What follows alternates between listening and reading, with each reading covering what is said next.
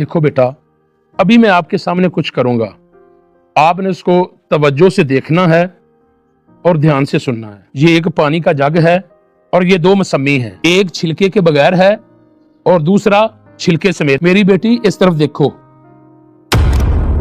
बगैर छिलके वाली मसम्मी मैंने पानी में गिराई है, वो डूब गई। क्या आपको मेरी बात समझ आ रही है?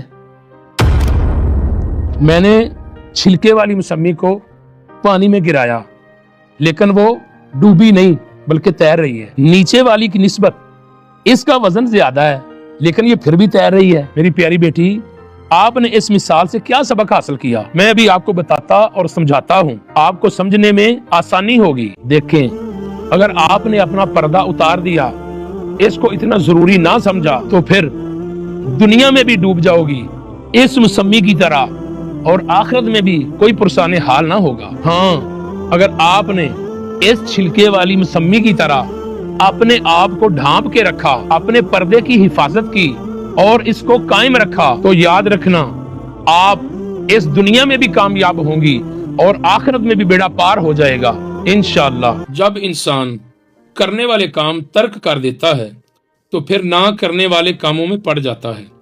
काबा अजमत वाला है, उस पर पर्दा है। कुरान पाक शान वाला है, उस पर गिलाफ है। अल्लाह पाक ने औरत को भी बड़ा मुकाम बख्शा है। औरत का मतलब ही छुपी हुई चीज है।